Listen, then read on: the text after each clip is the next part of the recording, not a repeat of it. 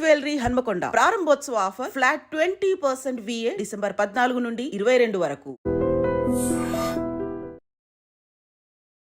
Hi guys, welcome to I dream. నేను మీ చాణక్య.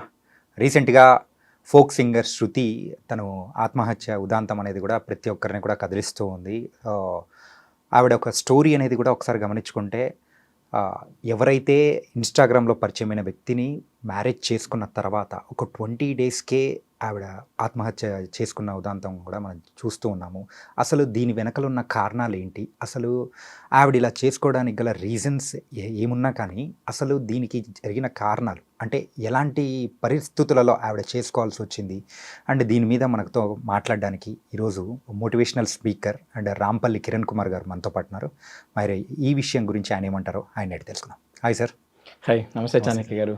ఈ విషయం మాట్లాడుతూ ఉంటేనే నా గొంతులో వణుకు అనేది కూడా వస్తుంది. ఏంటంటే కెరియర్ ఎవరైనా కానీ ఎంతో కష్టపడి ఈ రంగంలో ఒక స్టేజ్కి రావాలనుకుంటారు. అలా మంచి స్టేజ్కి వచ్చిన తర్వాత గుర్తింపు వస్తున్న సమయంలో మ్యారేజ్ చేసుకొని ఇన్స్టాగ్రామ్లో పరిచయమైన వ్యక్తిని పెళ్లి చేసుకున్న తర్వాత ఒక 20 డేస్కే ఆవిడ చనిపోయారు. అసలు ఎందుకు ఇలా జరిగిందంటారు? చాణక్య గారు, ఇక్కడ మనం మొట్టమొదటిసారి మనం చూసుకోవాల్సింది ఏంటంటే, మనం ఒకసారి రూట్ కేసు నుంచి దగ్గర నుంచి వద్దాం.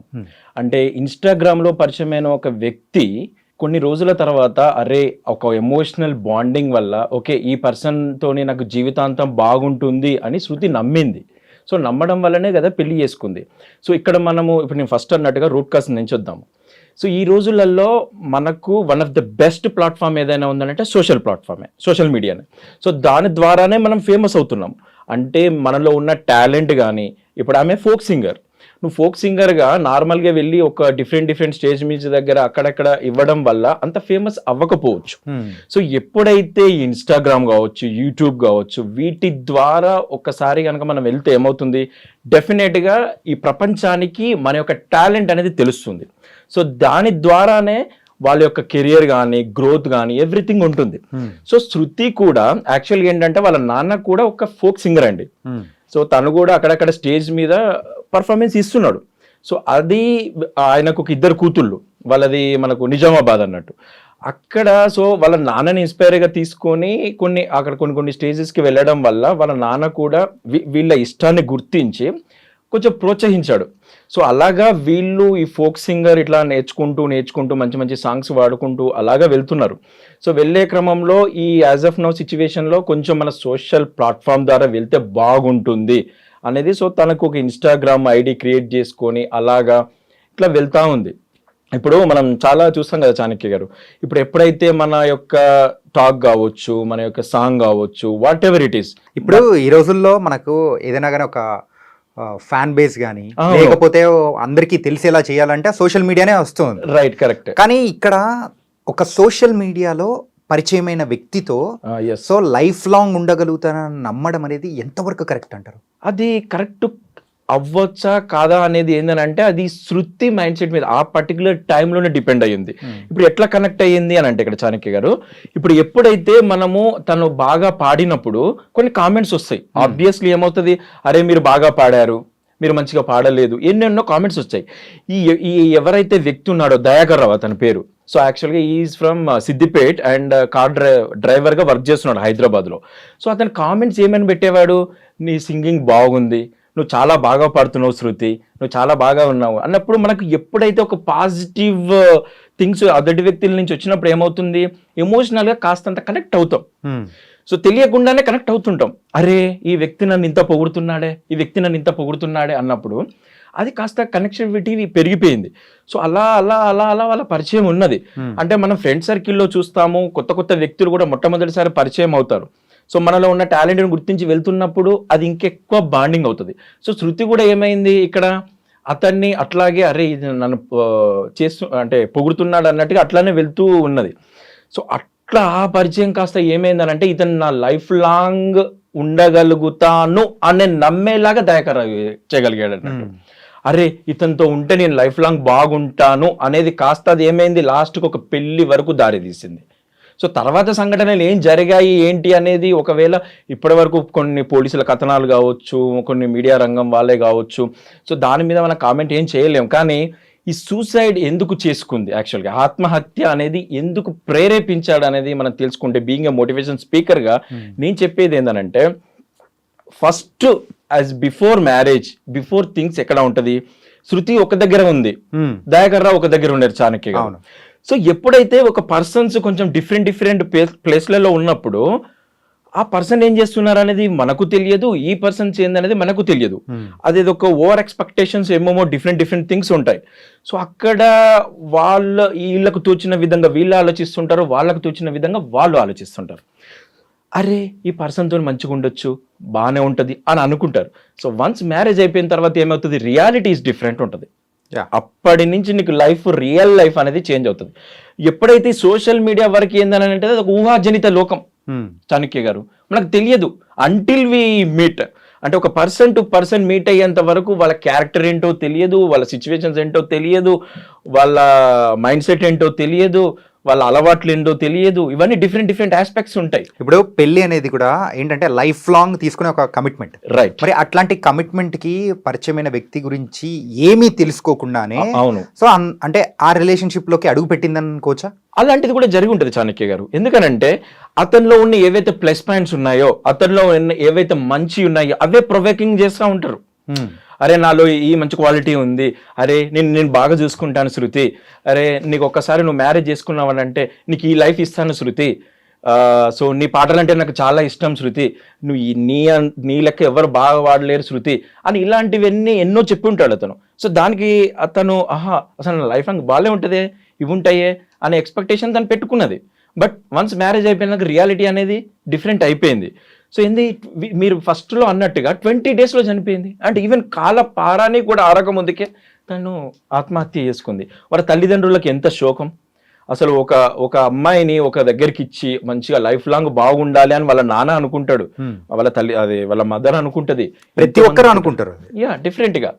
సో మ్యారేజ్ లైఫ్ బాగుండాలనే మనం కోరుకుంటాము. చిన్న సమస్యలు అనేది వస్తుంది, దట్స్ కామన్.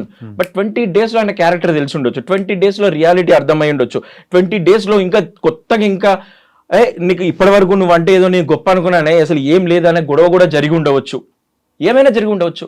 అప్పటి వరకు ఏమవుతుంది చాణక్య గారు, ఇక్కడ నీకు ఒక ఇయర్స్ వరకే నువ్వంటే గొప్పగా నేను చూసి, నువ్వంటే నీ పాటలంటే నేను ఇష్టపడి, సో వన్స్ విత్ ఇన్ నీకు వీక్లోనే మ్యారేజ్ అయిన కొత్తలోనే కావచ్చు, అప్పుడు జరిగే సంఘటనలు, నువ్వేదో అనుకున్నాను శృతి, ఏం పాడతావు నువ్వు, నీ ముఖం పాడతావు, ఇవన్నీ అవసరం లేదు, అవి అవసరం లేదు, ఇవేం చేస్తావు, అవేం చేస్తావు, నేను ఏదో నార్మల్గా చేసుకున్న పెళ్ళి, నా పరిస్థితి ఇట్లా ఉంది, నువ్వు కట్నం తీసుకురా, ఏవైనా జరుగుండొచ్చు అక్కడ. సో ఇన్ని సంఘటనల మధ్యలో తను నలిగిపోతుంది. కానీ అప్పటి వరకు తను నిర్మించుకున్న కెరియర్ ఉంటుంది, అప్పటి వరకు తను ఎంతో గొప్పగా బతికుంటుంది. With in fraction of seconds అప్పుడు ఆమె ఎమోషన్స్కి తగ్గట్టు నా భర్త లేడే, నేను అనుకున్న సిచ్యువేషన్స్లో నేను బిఫోర్ మ్యారేజ్కి అనుకున్న విధంగా ఈయన లేడే అనే రియాలిటీ ఎప్పుడైతే ఆమె అనుకున్నదో, నా లైఫ్ని ఎండ్ చేసుకుంటే బెటర్ అనేది వెళ్ళిపోయింది ఆమె. మెయిన్గా ఈ రోజుల్లో అయితే ఈవెన్ అమ్మాయిలైనా అబ్బాయిలైనా కానీ, అవును, సో సోషల్ మీడియాని ఇంకా ఒకటి ఉపయోగించుకొని మోసపోవడం అనేది జరుగుతూ ఉంది. అండ్ కొన్ని అంటే డబ్బుల ద్వారా కావచ్చు, ఎమోషనల్గా కావచ్చు, అన్ని రకాలుగా. అవును. సో దానివల్ల బాగుపడిన వాళ్ళు ఉన్నారు, కరెక్ట్. అండ్ కాకపోతే ఇలా మోసపోయి ప్రాణాలకు పోగొట్టుకున్న వాళ్ళు కూడా ఉన్నారు. Correct sir. మెయిన్గా ఇప్పుడైతే మీరు యాజ్ అ మోటివేషనల్ స్పీకర్గా ఒక విషయం చెప్పండి. సో ఎవరినైనా కానీ మనము సోషల్ మీడియా ద్వారా పరిచయం అయ్యారంటే మెయిన్గా వాళ్ళ దగ్గర నుంచి ఒక ఫ్రెండ్షిప్ చేయాలనుకున్నా కానీ, ఒక రిలేషన్షిప్లోకి అడుగు పెట్టాలనుకున్నప్పుడు ఏ పాయింట్స్ అనేది మనం చూసుకోవాలి, రియాలిటీ చెక్ అనేది ఏం చేసుకోవాలంటారు? సో మంచి క్వశ్చన్ అడిగారు చాణక్య గారు. ఎందుకనంటే అది ఫ్రెండ్షిపే కావచ్చు, లైఫ్ పార్ట్నర్గా కావచ్చు, దేని విధంగా అయినా ఒక ఎదుటి వ్యక్తిని మనం యాక్సెప్ట్ చేసేటప్పుడు వాళ్ళ క్యారెక్టర్ ఏంటనేది ఆ పర్టికులర్ టైంలో మనకు అర్థం కాదు. సో ఎప్పుడైతే నేను ఈ పర్సన్తో ఫ్రెండ్షిప్ చేయాలి అనుకున్నప్పుడు అసలు అతను బ్యాక్గ్రౌండ్ ఏంటి, ఓన్లీ జస్ట్ ఇన్స్టాగ్రామ్లో లేకపోతే ఫేస్బుక్లో కొన్ని ఇట్లలో చూసినంత మాత్రాన మనకు అర్థం కాదు.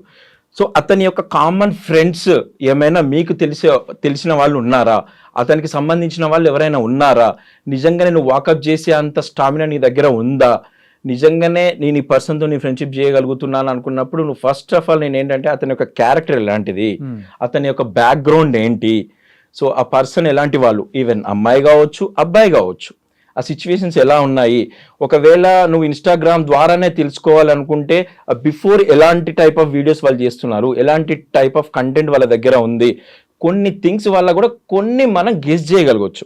సో దాని ద్వారానే నువ్వు చేయగలగాలి, అంతేగాని బ్లైండ్గా చేయకూడదు. ఇప్పుడు మ్యాట్రిమోనీ ఉందండి, మ్యాట్రిమోనీ కూడా అంత సింపుల్గా నమ్మడానికి లేదు. ఎంతో మంది మనకు ఎగ్జాంపుల్స్ ఇస్తున్నారు, అడ్వర్టైజ్మెంట్, ఈ మ్యాట్రిమోనీ మీకు ఎక్కడ పిల్ల దొరకట్లేదా, ఎక్కడ మీకు అబ్బాయి దొరకట్లేదా, మా మ్యాట్రిమోనీకి రండి, ఇమీడియట్లీ మీరు కలుసుకోండి. ఇక్కడ మ్యాట్రిమోనీలో కూడా మోసాలు జరుగుతున్నాయి, చాలా ఎక్కువ జరుగుతున్నాయి. కంపేర్ టు సోషల్ మీడియాతో కంపేర్ చేసుకుంటే మ్యాట్రిమోనీలో జరిగే ఆ మోసాలు ఇంకా ఎక్కువగా ఉన్నాయి. దానివల్ల ఇబ్బంది పడిన వాళ్ళు కూడా ఎక్కువ మంది ఉంటున్నారు. అవును చాణక్య గారు, నిజం, వాస్తవం అది.